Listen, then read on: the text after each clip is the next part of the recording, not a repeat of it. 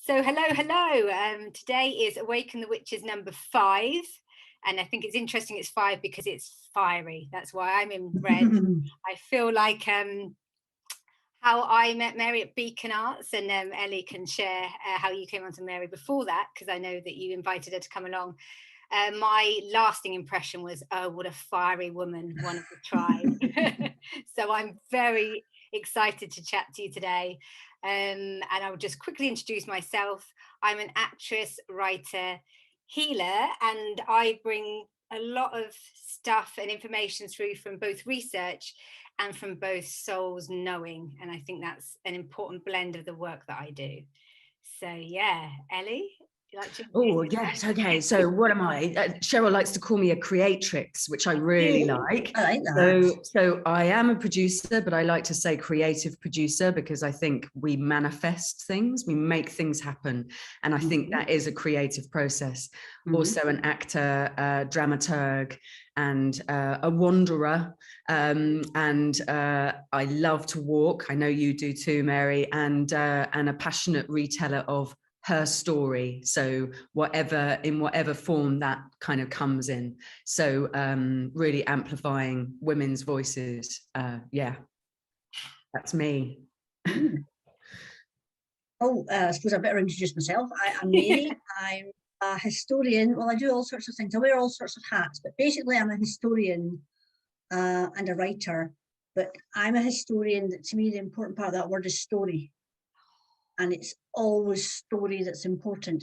The when and the where and the what is vaguely interesting to me, but the why, the story of why people do what they do and why they act the way they act, to me is really interesting. And I do a lot of work with oral history and taking oral histories and looking at oral histories and then looking at the official history and sort of trying to find the actual story that is in there, the story of how we have lived and how that can inform us. I think of history as a bridge to the past to help us understand how people lived in the past, how we live today, and how we might learn to live in the future. Absolutely, yeah, love it. That's yeah, it's such a beautiful I think take on how I feel that you're a little bit different with as a historian, and that's what makes it so fascinating, because yeah, history, as Ellie's just talked about, she's fascinated by her story. Well, history is predominantly his story, so you know we have to bear that in mind when we're taking all the knowledge and the wisdom that it's come from him predominantly, and it's come from the people with wealth predominantly, which I know that nurses, midwives and healers talk about it. Barbara, and I can't remember her other name, who wrote the book, or I've got it out. I've got it on my floor. Let me name it because it's a brilliant book, in case anyone hasn't read it. And they talk about how that it's very hard to take on the witches' history because it was written by the elite. And as a working class witch, I'm very passionate about bringing that side forward. But also, yeah, that it's not often written from women. And I was thinking again this morning, it's like witches, women in the working class was very much my drive to speak about witches and put a different story forward.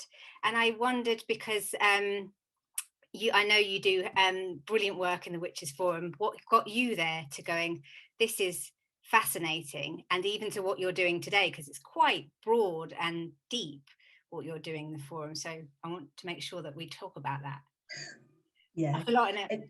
It's interesting you say about working class. I don't know if you know of the chap called Reginald Pope. He was a writer in the 16th century, and he actually wrote something which sounds very, very modern. He said they canonized the rich as saints and condemned the poor as witches.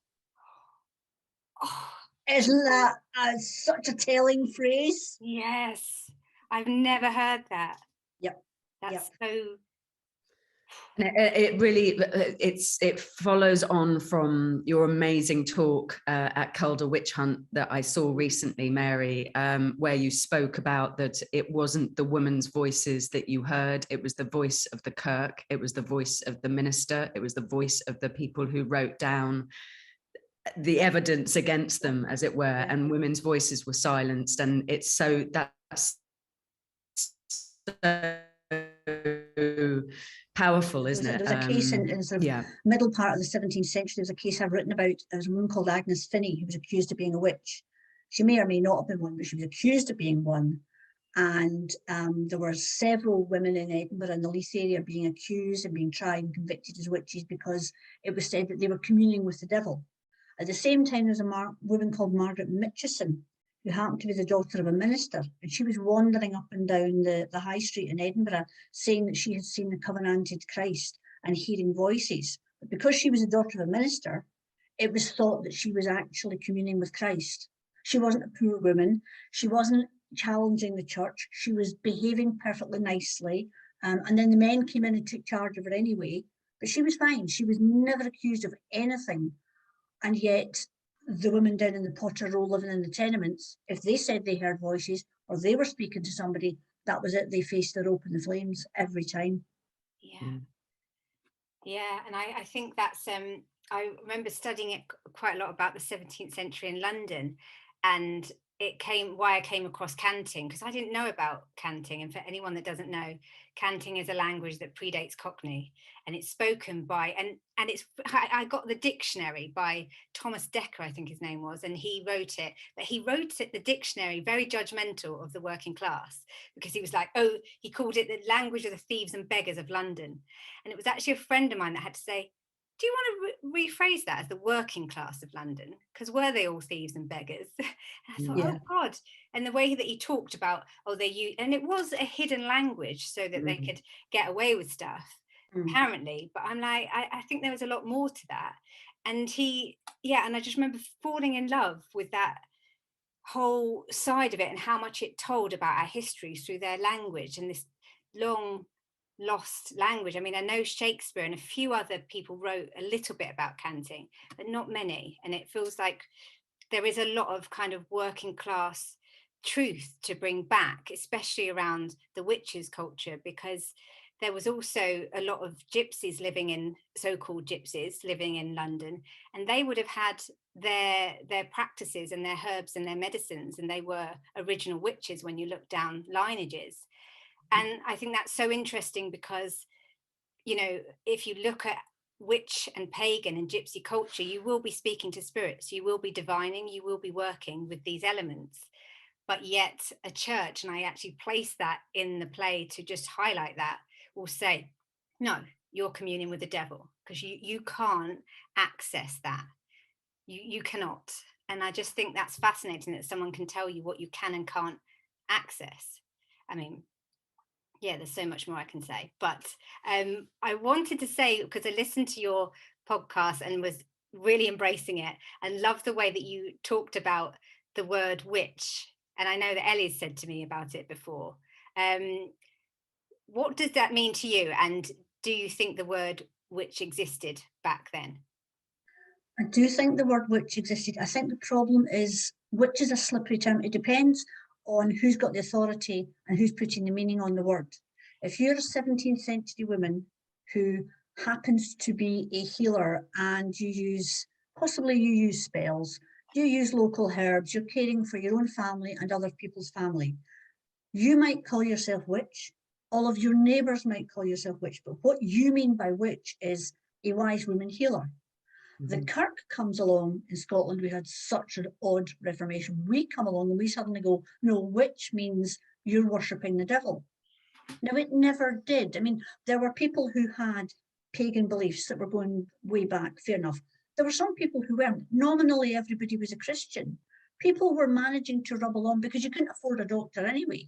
Okay, it's only when the Kirk suddenly says, no, we have decided that the meaning of that word is negative. We have decided that that word means you worship the devil. That you suddenly get a clash between your inner and outer worlds, if you like, because your inner world is, I'm a nice person, I take care of my family, I may or may not use spells, but I help people. And the outer world is saying, no, you're a satanic she-devil that needs to be executed. And it's those clashes, it's, you know, who's got the authority to say what the word witch is? And then you'll talk about, you know, modern witches. I have two friends who are witches. I've got one friend who's a pagan and one friend who's Wicca, which confuses me because I'm non-spiritual, so I just sit there thinking, I'm going to say the wrong word and they'll shout at me, and it's great fun. But you know, it's a lot of women have reclaimed the word, but actually if you look at the 19th century with the romantic poets and everything, and they start inventing druidism and all the rest of it, again, it was the men that were in control, and the men decided there was white witchcraft and there was black witchcraft, and it was the men that decided that it would be nubile young girls dancing naked round about the summer solstice. And I'm thinking, that's not got a lot to do with witchcraft. That's got a lot to do with the fact that you're a man and you just want to look at naked women's bodies. So the word witch, it depends. If you define yourself as a witch, then you are a witch. And I think that is as true today as it was in the 17th century. And unfortunately, even today and back then, it was a very dangerous thing to define yourself as. But, you know, it's not for me to say what a witch is. I wouldn't have the temerity to do that. If you're a witch, you're a witch. Mm-hmm. And your definition of witch, which I know you, is going to be a positive, it's going to be a blossoming of spirituality and a nice thing.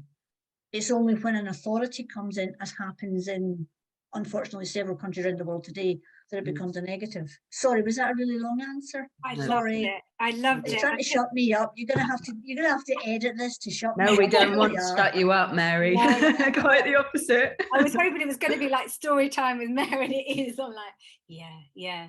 Because I think it's so fascinating what you bring to the table, because it's so much knowledge. But I think it goes back to what you said at the beginning about being interested in the story behind things. I think that's why it's so fascinating to me, because I think that was my search when I came towards the play, that I had my own beliefs and sort of awakenings. And don't get me wrong, I've spoken about this before, I did not want to be called a witch at the start of writing Awaken 5 years ago. I did not. Quite a few people did, and I'd be like, no, because to me, that was, my mum would say, oh God, I've dyed my hair, I look like a witch, I look old, I look haggard. Yeah. I was brought up with that reformation, that it would be like, and you know, and my parents still use the word witch in a derogatory term, and I still have to go, I'm really going to have to educate you on this, I am a witch. And it took ages to step into it. And the reason that I did more recently as a healer and a witch is because witches to me really held the power of a gnosis, a real ancient knowing. And because it had been taken out by hands of the church, by the hands of the patriarchal system, it felt really important to go, no, that's mine, I'm going to take it back for me. So it was quite a big wrestle between 5 years of going, no, you can't take my words from me. You can take a lot, but you can't take my words from me. So I'm going to take that back. But yeah, so what made you so interested in kind of witch history? And I know that you're doing some such interesting stuff about India that I'd love to bring in as well. But what actually first got you to go, I know this is how a book I have to write about. This is what I have to talk about. It's all my big sister's fault. You always have to have a big sister to blame. It's always worked. When I was little, I grew up in Glasgow. We used to go guising, what the Americans call trick-or-treating, right? And I used to dress up as a witch. I had a pointy hat, and I had a cat, and I had a broomstick, and all the rest of it. And my big sister, she's quite a bit older than me, would be sort of, that's not what witches looked like. She didn't have a clue, but she was just saying it to annoy her little sister, right? So that's fine.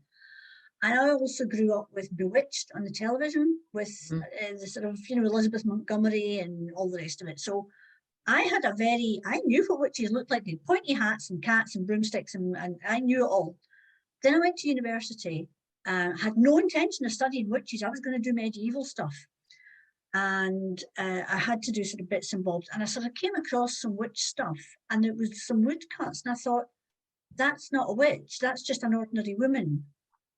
And I thought, oh, they've got that wrong. But you know what you're like when you're at university, you think you know everything. That's wrong.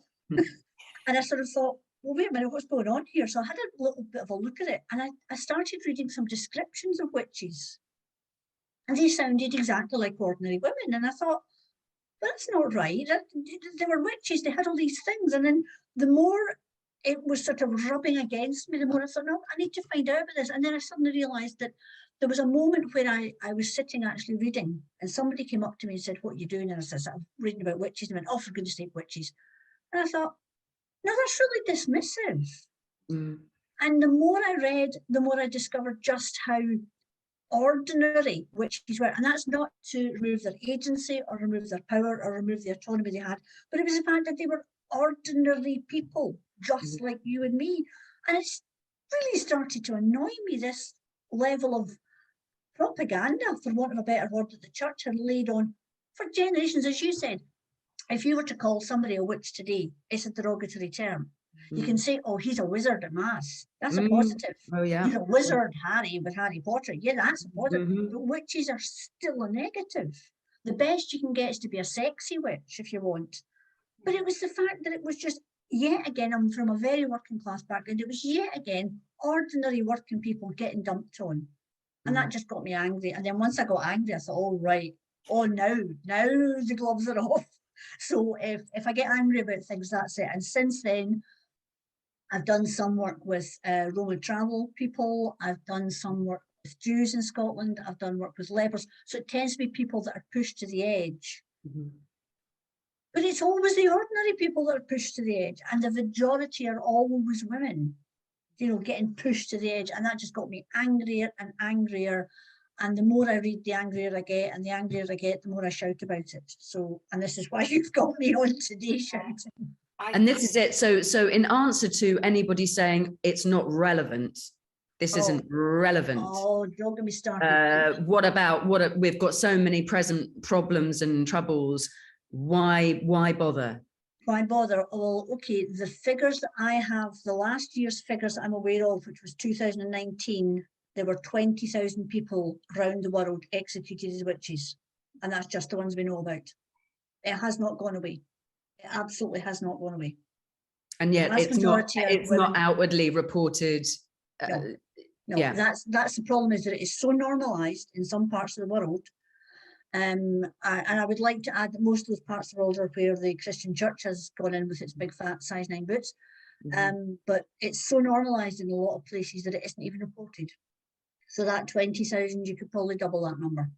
And as I always say, it's not just the person who is executed, it's their mother, their father, their sister, their brother, their son, their daughter. It's a huge problem that has not gone away. There are fewer cases in Europe, but there are not none.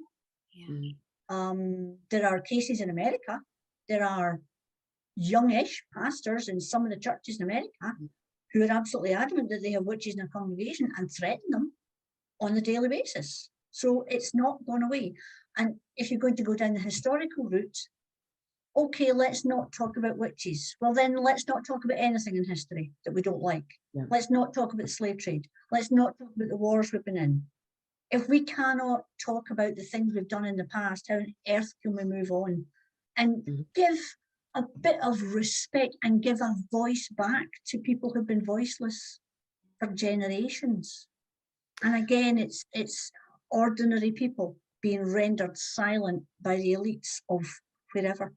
It was so powerful after your talk that you said, if you do one thing, please learn one of the names of these women that were killed in West Calder and name them, voice them, honor them in some way. And the power of that and how moving that is. And it's yet, well, we're saying a name of a woman. Why should that be so profound? But this is it, isn't it? The element of the power of silencing, as you say, it's the brothers, it's the fathers, it's the sisters, it's the daughters of people who are being executed that aren't speaking up. And this is how the voices are once again being. And I want to bring in a bit of human truth to this, because I absolutely love what you're saying. It's just the ordinary people, because that was the second reason I reclaimed the title of witch, to just go to people, look, I'm not really any different. I'm not this kind of, I don't dress up or go to covens. I just have this belief system, which is why I'm a witch. I'm very working class. It's been such a fight. It still is a fight to get Awaken out there into the forum. I've been on benefits the whole time the last year trying to write this. Just yesterday, I got my benefits stolen from me for my care. it's so difficult to keep working unfunded. Theatres have been closed for 2 years. So I've had to just try and turn up, care for my dad, keep writing this story, keep bringing this truth out. Theatres haven't got much money, so how did the working class voice get out there into the forum? So it's back to more elite with people being money. And this is the fight that I do to get this play out in the world. I keep turning up, I keep working unfunded, and I keep going, because this truth has to get out there, and I have to have it so that it's not just history told from a different perspective. And I just want to bring that in, because I think some people can think it's easier than it is, you know, to make this piece of theatre. I've had to go through the fire again and again, and I'll keep going, because I think I feel exactly the same as you. They need to be named, they need to be honoured, and they need to have their voice back. So I think that's why I started today with very fire energy, because I've been pushed to my edge, and it's rage that gets you to the next stage, which I figured this week. Like, sorry, Ellie, you. Well, I just want to say that the relevance of what we're all talking about, and also that's one of the core reasons why we not only started Awaken in 1653, but then you do jump to 2023. Because of the reverberations and because of what is still present, and making it that relevant. Yeah, I wish there wasn't so much work to do, but day by day it seems to be that things have aligned for good and bad with Awaken. Like, once we've, you know, in the last 5 years that we've been working together on it, and the latest Roe versus Wade overturning, you know, all of these things that make you, as you say, kind of give you fuel actually to keep going, and in your own way do all you can. Yeah, and I actually recorded the monologue today about, I'm going to post it today, about they stole my medicine and said we didn't have a right to our own bodies. And I thought, this is insane. I wrote this, you know, about, in this past year, I wrote it about a woman in 1653, and we're here again. And I thought, I'm just going to record it, and I'm quite angry, and I'm going to record it with that anger, because I just thought, don't make things pretty, that we're here again. It's so relevant, it's so vital, and it's so, you know, I remember reading about a boy in Hackney that was chopped to pieces and dumped in a river because he was accused of being a witch. That was a few years ago. And I'm like, why? This happens in London, this happens under our feet. But it also happens, I went to Uganda, and I remember sitting next to a woman, and I talked to her about the play. It was quite a few years ago, and she just said to me, oh, I'm going to see a priest at the moment because I see spirits. And my family think I'm seeing the devil, so I have to go to the priest every day and try and get him to clear me. I just held her hand and I went, I see spirits too, and I see it as a gift. So you can keep going to see that priest, or you could step into who you are, and I'm telling you, you're gifted. And she just cried, and I just thought, I can't change your system, but maybe somewhere in your head you're not thinking I'm the devil, I'm the devil, I'm the devil. So it's so relevant and vital today. But I also want to ask you about your research into India and what's coming out there, because I stumbled across this by accident, because I don't really know very much about India. I know a little bit about British India, you know, colonial history, but I don't really know much about India. And I stumbled across this by sheer chance. But I thought of India, and I know it's a huge subcontinent, and I'm just going to be showing everybody my ignorance. I thought there were people who were Hindu and Muslim and Sikh and Parsi and sort of Buddhists and a few Christian sort of type things. I had no idea that there were an entire huge number of people, about 10% of the Indian population, are what are known as Adivasi people. And they are original hill tribe people, and their religion is animism, although it's sort of got Hinduism now. So they believe that plants and animals, and there are all sorts of spirits out there. I had no idea they existed. Me neither. And they existed in colonial times. Now, they had witches within their belief system, and the witches were, roughly speaking, sort of wise women. They also had male witch doctors. Now, the male witch doctors were superior to the female witches, but the female witches were sort of there. They were sort of tolerated. They were not persecuted. Occasionally, they'd get shouted at if something had gone wrong, but they weren't persecuted the way we persecuted witches.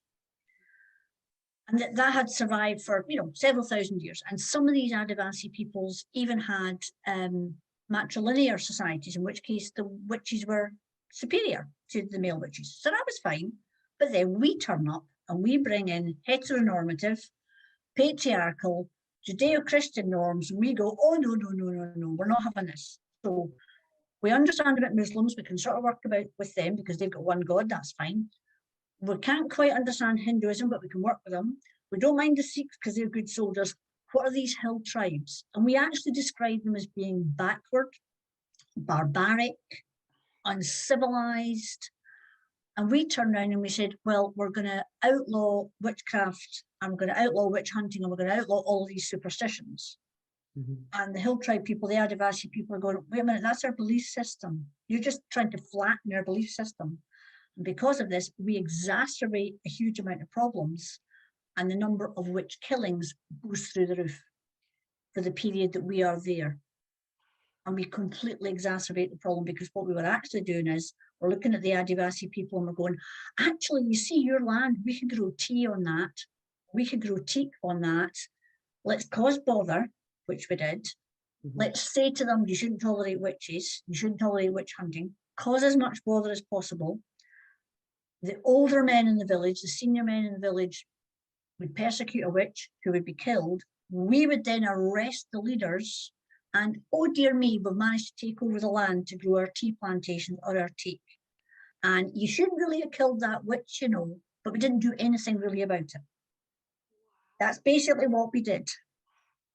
That ties up so much with, I've been studying a lot of Vandana Shiva, who is an activist, environmental activist, that speaks so much about Indian culture. And if people don't know about her, then I really recommend her book, her more recent book. She's just stunning. But what she comes from a very, I think, it's a science background or economic background, but she also worked with a more indigenous culture that were more about working with the land and talking to trees. She said after spending time there, she finally got her research fully.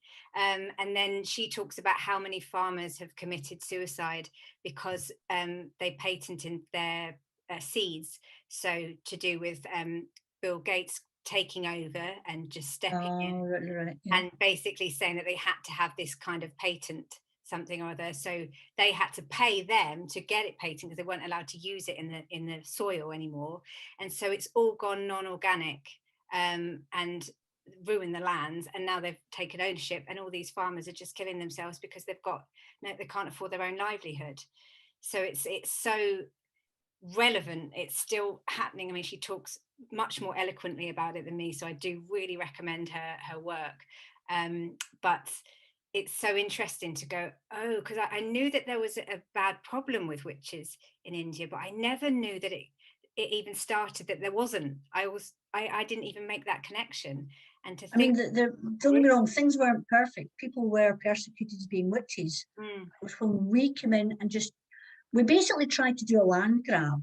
The problem was that we were over there to steal as much as we could from India. But we didn't want to say that because we're hypocrites. So what we said was, we're over there to civilize the country. So we were going to outlaw things like sati, and we were going to outlaw witches. But we did it in such a way as that we managed to do a land grab along with it.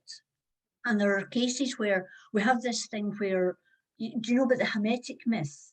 Okay, very quickly.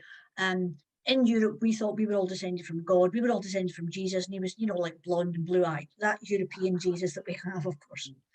We go out of Europe to discover there are people that don't look like us, and we can't work that out because we're all supposed to be descended from Adam and Eve.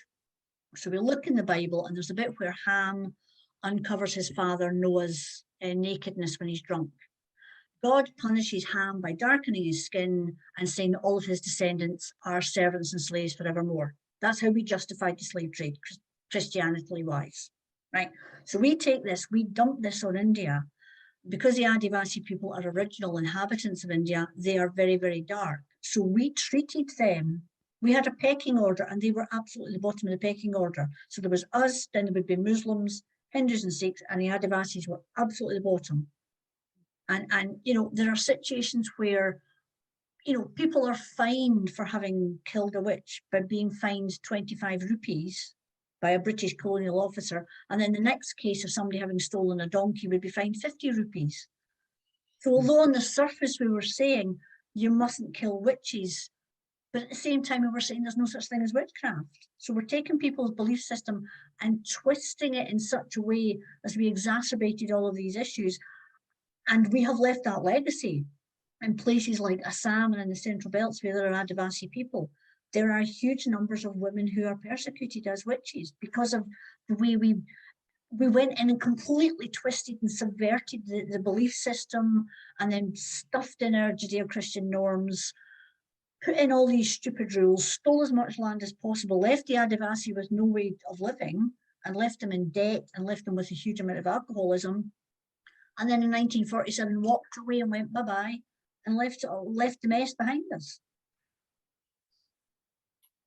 Yeah, that was my reaction as well. It's difficult to know what to say, isn't it?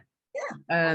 Because it's big, and because it's so similar has happened across the world, and the reverberations and everything are still being felt. And that is the biggest issue I find just now, is that now it's not, I'm not going to blame it entirely on the Church of Scotland, although that is my favourite bugbear.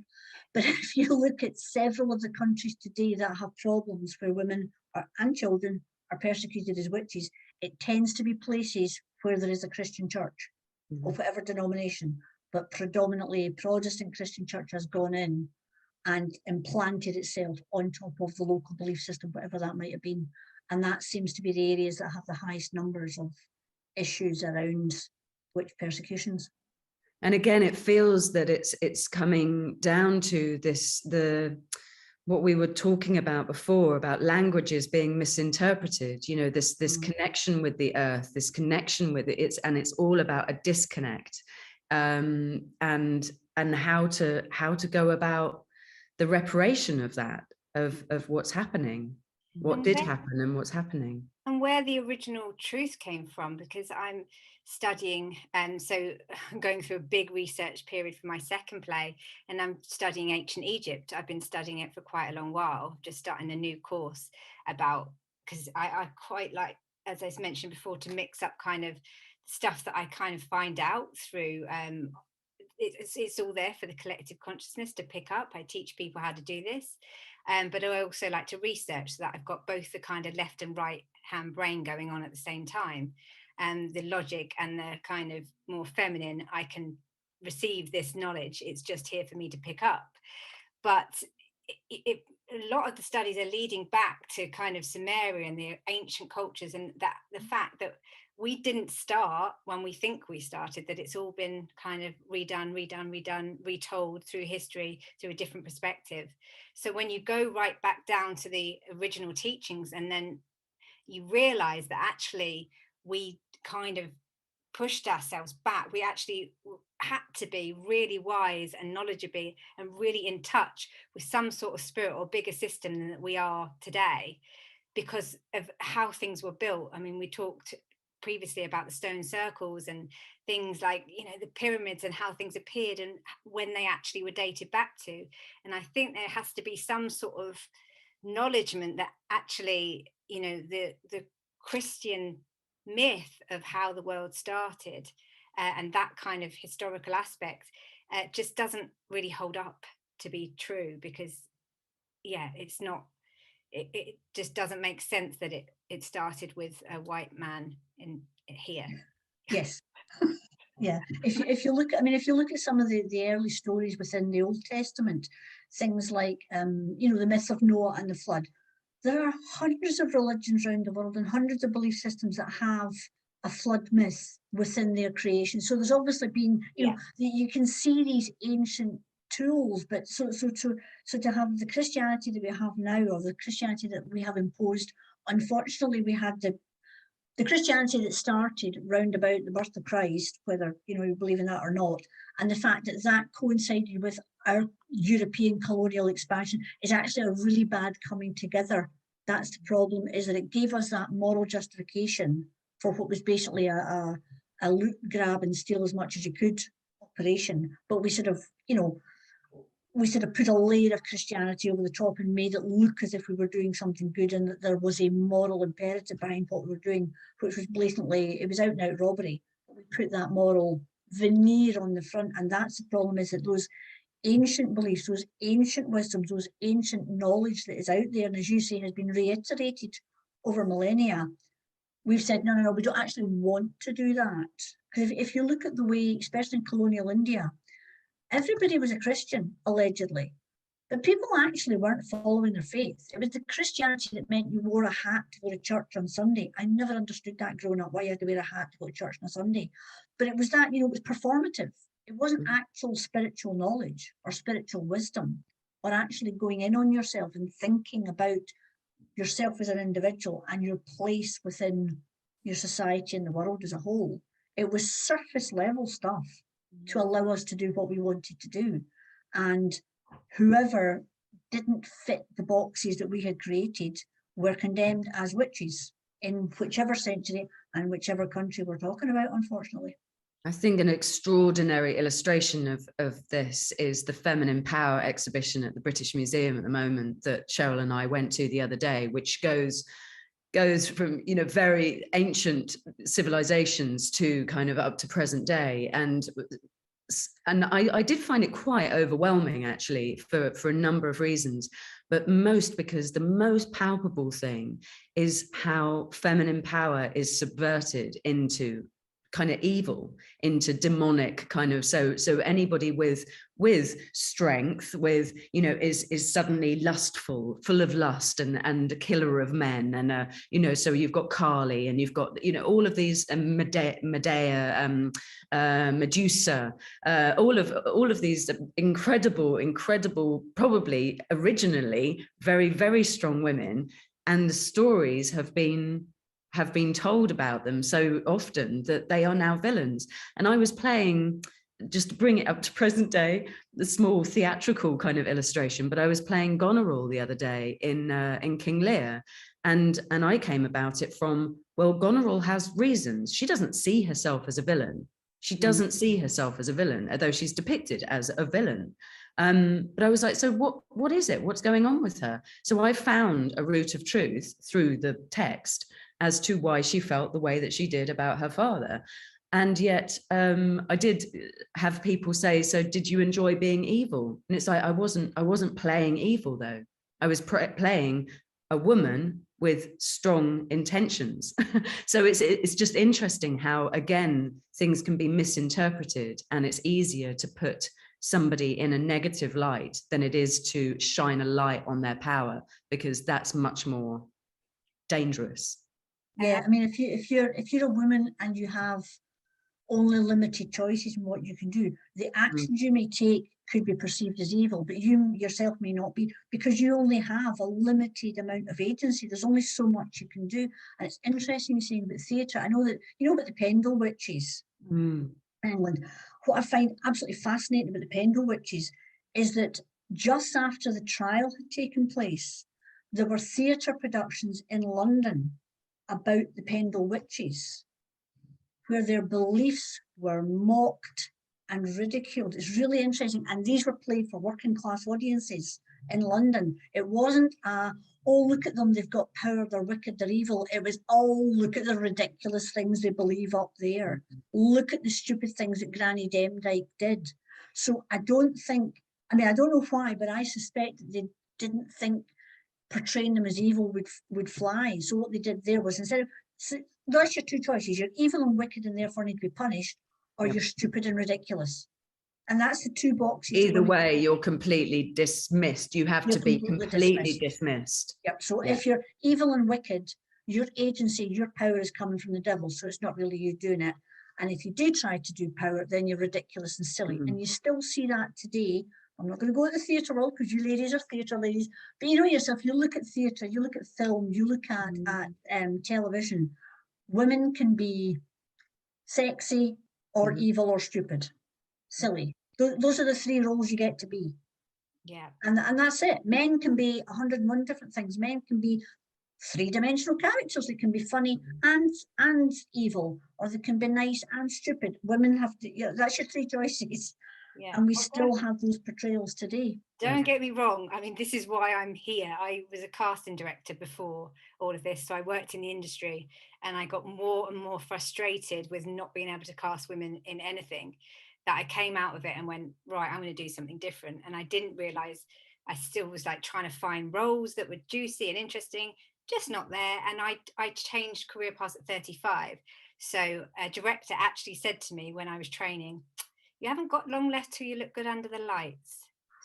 Oh, yeah. And I just went, right, because that's what I'm doing. I thought, I don't even know where this makes sense. I'm trying to bring stories to light. I'm worried about how I look under the light. Crazy. My intention as an actress has always been to get ugly, because life is ugly. Life is full of things, and to get open and raw. So to look good under the lights, I was just like, you're speaking a different language to me, man. But the one thing that he did bring out in me is it was a first piece of theatre that I devised and wrote my own role. And I just thought, oh yeah, there's something in this. And then it came that it was like, no, my story's not being told. I tried to find witches to play, and I was like, that's not a witch, that's not her, that's not her. And it drew me to awaken the actual suppression and to go, no, women are so many different things. And I wanted to also bring, on a spiritual aspect, Mary Magdalene into the room, because one of those witches that were burnt, you know, we all know how Mary Magdalene was treated. Oh, you're a whore, you're a this, you're a that. You're the red woman. I wear red because it's a big red. Spiritually, I've studied the Magdalene lineage for quite a long time, and I won't say too much about it now because it's huge. But what amazed me, and the one film I do honor out there, the film Mary Magdalene, with Joaquin Phoenix in as Jesus, and Rooney Mara, is that her name? Rooney? She's Mary. And the first time I watched something, and I was in floods of tears on my way home, because I went, oh my God, she was a healer. And I'd never seen her before that as like, oh, she was a powerful healer. And there's a lot of kind of spiritual teachings out of there that kind of, I was like, because I'm basically, my faith is Gnostic, which goes back to all these texts where the Magdalenes come from and what they say Jesus was working with. He was a Gnostic, and then he was told he was Christian. He's not. And the Gnostic isn't about putting the power outside, it's going within and finding the power inside, because we're all God, goddess, whatever you want to say, so that you can't put the power outside. And that's why I was like, of course I'm a Gnostic, because the power's within me, it's within everybody.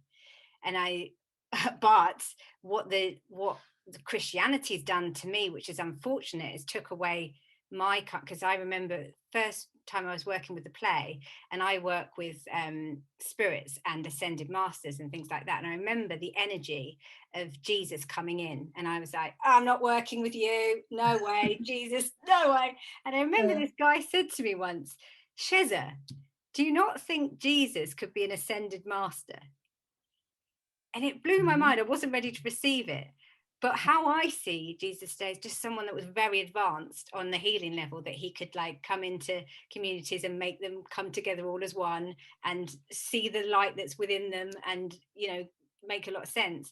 But because of how Christianity had taken it over and made me think that women were bad, and that, you know, thou shalt not suffer a witch to live, which is in King James's version of the Bible, it threw me away from actually the true teachings that are in there, which is how powerful you are and how you are full of love and light, which is all it was ever about anyway.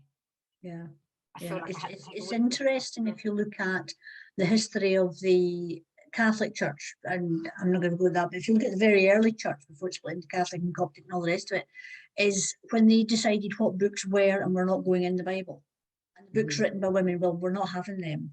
You know, and you just think, oh, for goodness sake, you really, you know, and the only women in the Bible that you're allowed is, you're allowed Ruth and Esther, and that's about it. You know, you're allowed a few.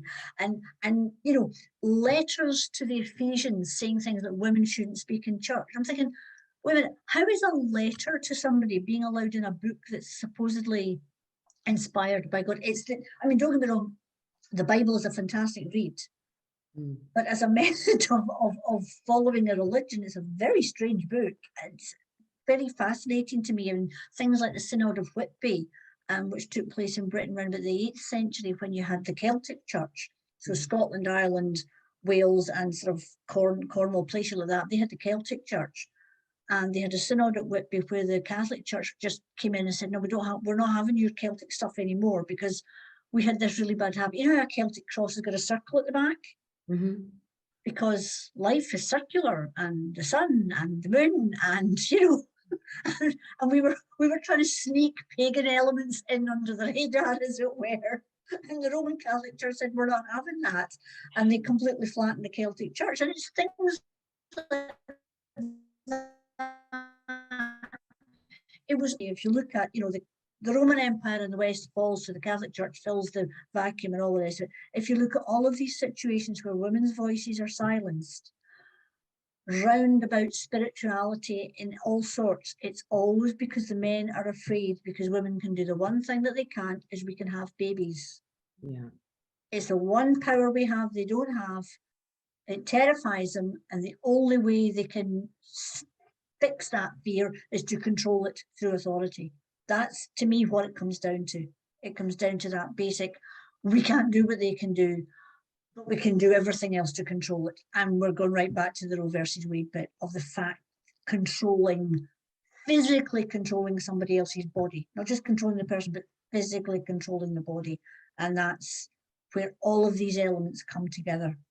Because if you think of most of the way witches were persecuted, the way witches were interrogated, was to keep them awake, to physically hurt them, to psychologically terrify them, to emotionally damage them. It's all about control, but it's control coming from fear. It's not coming from if men were happy and contented and respectful in their lives, they wouldn't be horrible to women. Why would they? Happy people don't beat up other people. They don't. And if you are constantly frightened of the patriarchy is horrible to everybody. If the patriarchy makes you as a man scared, but the patriarchy also says you're not allowed to voice the fact that you're scared, then the only thing you can do is turn that out the way and oppress women. And that's where we end up with witches being oppressed right throughout the ages and right across the world.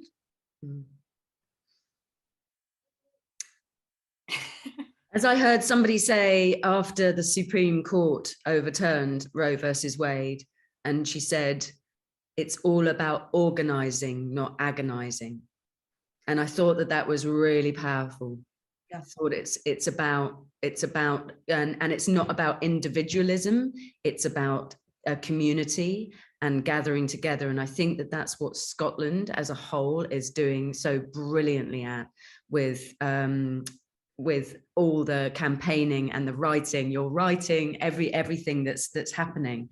I really hope that it goes some way to show the rest of the world. I hope they get to see that these pardons are happening, that the apologies are happening, that we are vocalizing about it. We're wanting to get memorials in as many places as we can. But I think that it's as you are discovering now and studying so brilliantly, it's not just Scotland. So there's a lot of work. There's a phrase I often use about the witchcraft trials. It's when the mundane becomes murderous. Yeah. And that's not to deny the spirituality and the power and the autonomy and the agency of witches. The point is that from what I have read of the 17th century witches, none of them were wandering about making spells to become rich and famous. None of them were doing anything spectacular. They were doing something that was unique to them, but actually quite mundane. It was just the healing. It's just as it is. It's just a part of nature. You know, just the way that the sun rises and the moon sets. It was quite mundane. But because the authorities found it threatening, then it becomes murderous. So caring for your neighbour's child becomes something that can have you literally executed.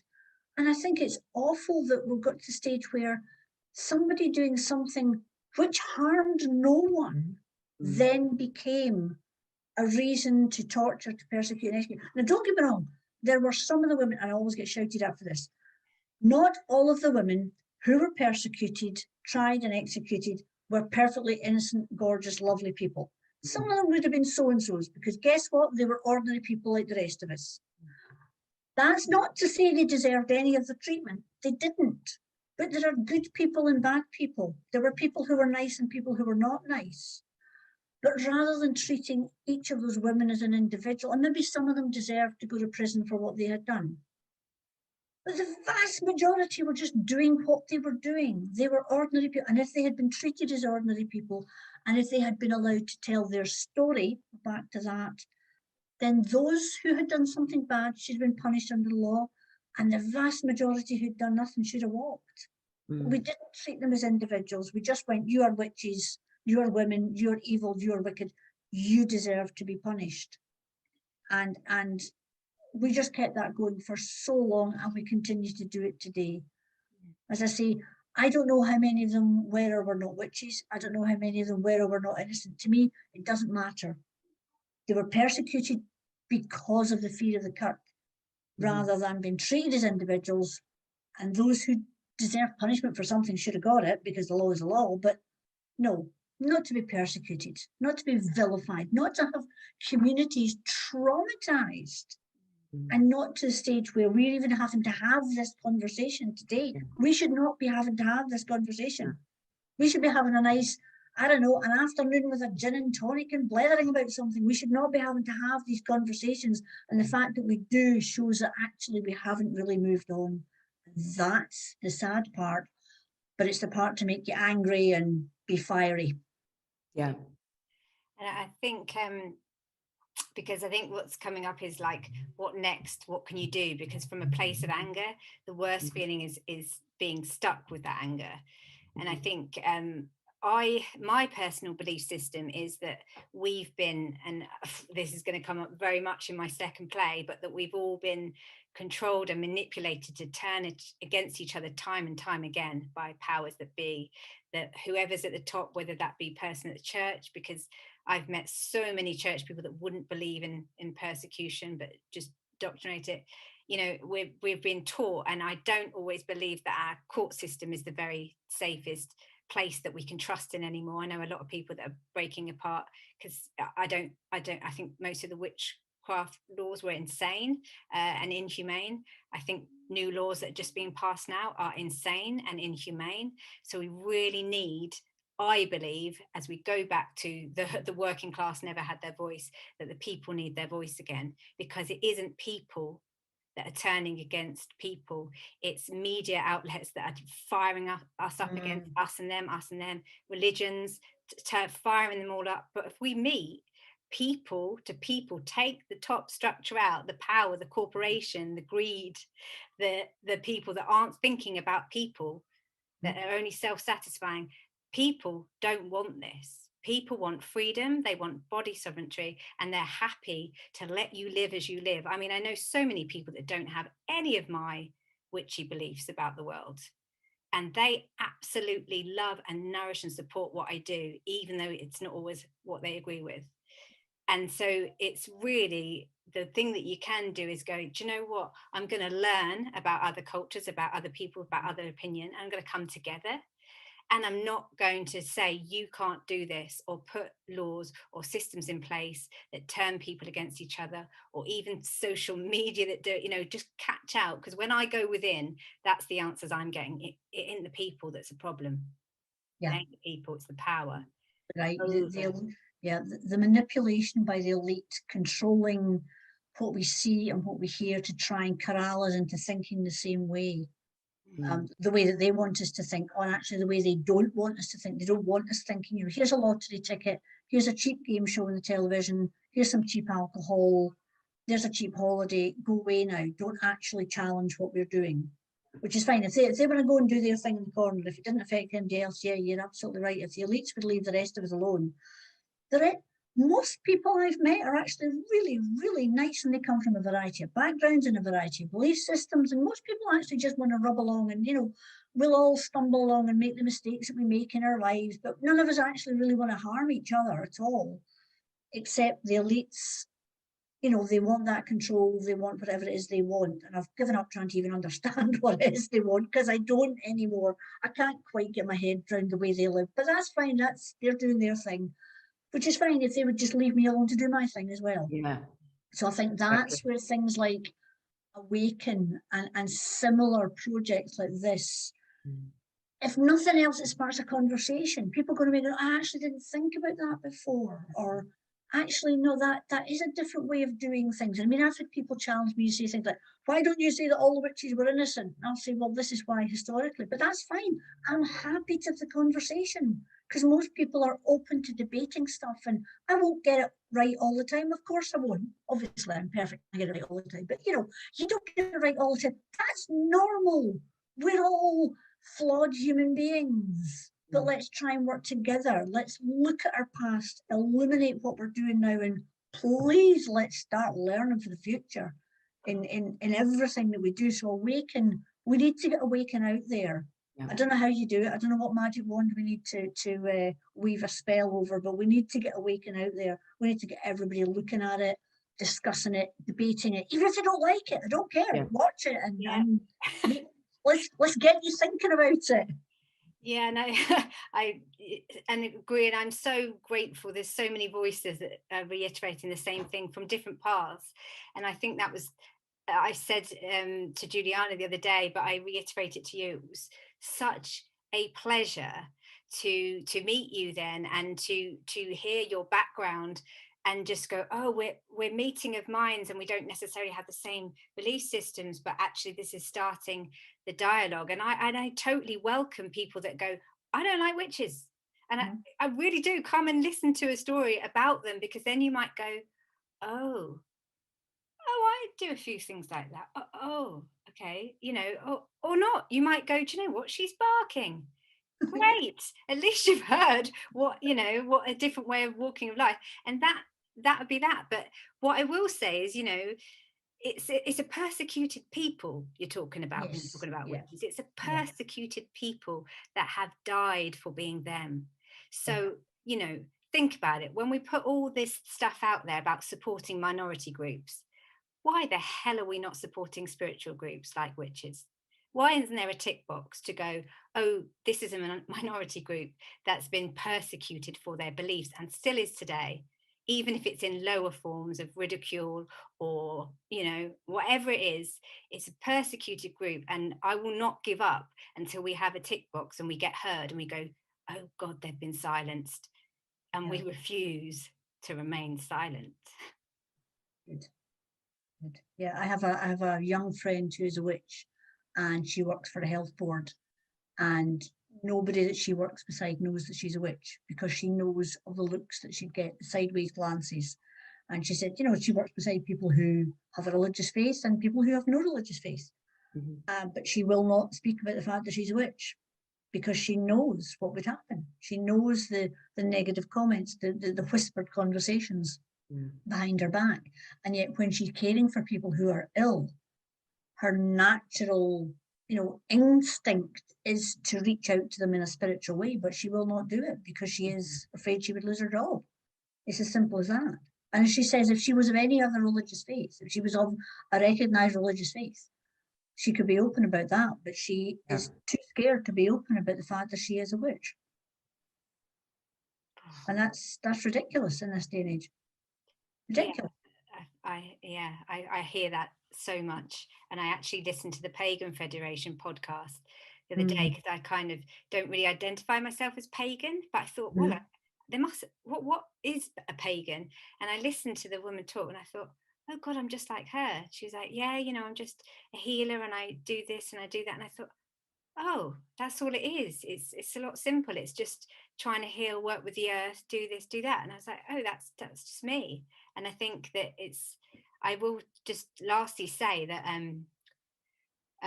my auntie, who's she speaks to spirits and stuff, and we always kind of connected because we were kind of the only ones in the family that had this kind of gift that you kept quiet. Well, I thought we were, but then there was Cecil Husk, which I will talk more another day. But she said to me the other day, oh, just don't talk to people about it, because they'll think that you're weird and they'll ridicule you. And I said to her auntie, it's way too late for that for me. It's Good. way too late. Good. But I said to her, I promise you, I think times are changing, and the more that I do talk about it, the more I bring Awaken in the forum, and don't just do it as a play that I'm putting on. It's my heart and soul there on stage. The more I hope it can open up people, that they can go, I'm not going to keep silent about who I am, because who I am helps the world and it heals the world. So any change it makes through speaking about the play or taking the play, that's my job done. Does anyone else have anything to say? Because I'm out. So what are we going to do? How are we going to get Awaken out there? Come on, ladies, let's end this on a positive. What's our next steps? How are we going to get Awaken out there? What are we going to do? I'm an eternal optimist, which is a very helpful thing. I'm also a romantic realist, so I've always described myself as that since I was about 16, which means that that I have dreams, but I also then kind of go, but what's realistic? What is realistic about that? And but I also have faith. I have faith in something, in the transpersonal, in things that we can't touch, that we don't necessarily understand. I do think that it's going to align, things will align. And in the same way that we're sitting and talking with you today, and we met you, and we've formed this trinity of strong women, as you said, I think that, you know, it's about being observant, isn't it? In life, it's about connecting, it's about having relationships with people. And I think the right people and the right venues will take Awaken. So absolutely. Just, yeah, it's only a matter of time. Yeah, absolutely. Yeah, absolutely. And I won't stop until they do. So. All right. Oh, well, there we go. We're sorted. I mean, I think if Ellie knows anything about anything, is that I don't give up on this. Yeah. I don't. Yeah.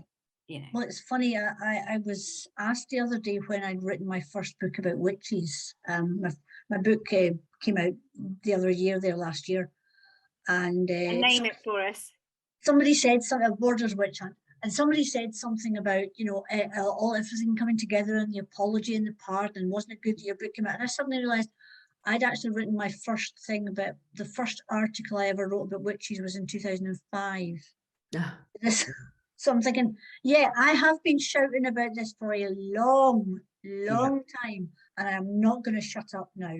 I will continue to talk about this until finally they drag me off to wherever I get dragged off to, but I will continue to talk about this.